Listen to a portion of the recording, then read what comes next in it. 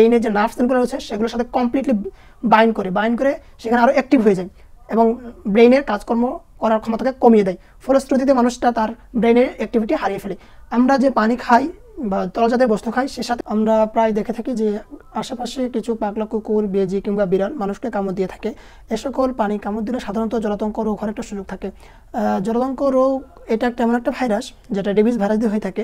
একবার কোনো ব্যক্তির দেহে যদি এই ভাইরাসটা প্রভাব বিস্তার লাভ করে ব্লাডের সাথে মিশে যায় সে মানুষটার মৃত্যু 100% নিশ্চিত। কিন্তু আমরা যদি সতর্কতা অবলম্বন করে থাকি তাহলে সেই ভাইরাস থেকে বেঁচে থাকতে পারবো।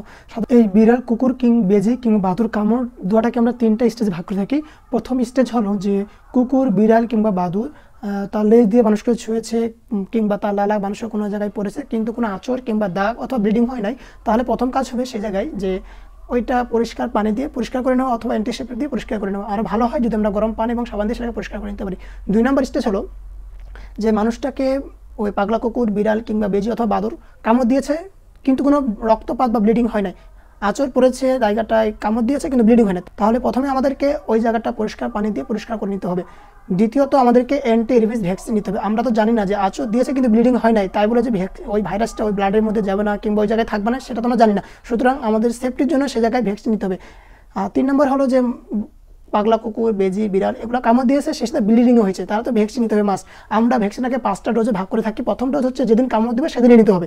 দ্বিতীয় ডোজ হলো যে কামড় দেওয়ার 3য় দিনে, তৃতীয় ডোজ হলো 7ম দিনে, চতুর্থ ডোজ হলো 14তম দিনে এবং ফাইনাল ডোজ বা বুস্টার ডোজ নিতে হবে 28তম দিনে।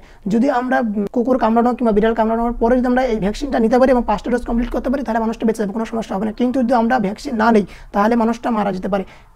একটা কুকুর, পাগলা কুকুর কিংবা বেজি অথবা বাদুর কামড় দিলে সেই ভাইরাসটা মানুষের শরীরে ইমিউনিটির উপর ভিত্তি করে কিছুদিন বেঁচে থাকতে পারে।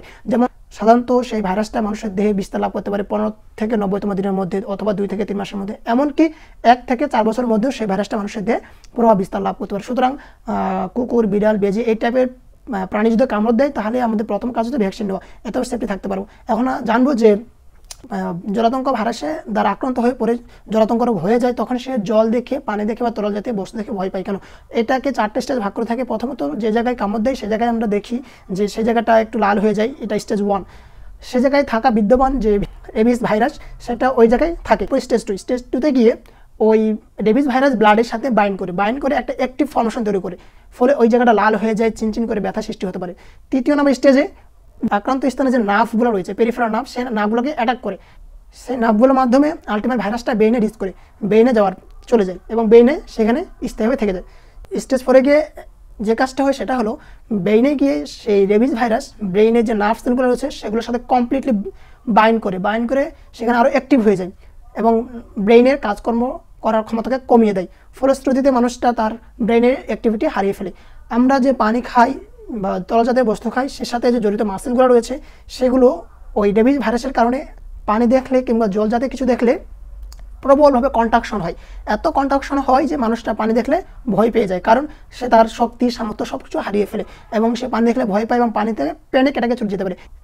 একটা সময় ওই মানুষটা তার বডির সকল শক্তিকে হারিয়ে ফেলে, ফলে তার নিঃশ্বাস প্রশ্বাস নেওয়ার জন্য যে মাসেলগুলো জড়িত, যেমন ডায়াফ্রাম, ইন্টারকোস্টাল মাসেল, এই মাসেলগুলোর কন্ট্রাকশন করার জন্য যে শক্তি প্রয়োজন সেই শক্তিটা সে আর দিতে পারে না। ফলশ্রুতিতে মানুষটা দম বন্ধ করে এক্সফাইসিয়া ডেভেলপ করে মারা যায়।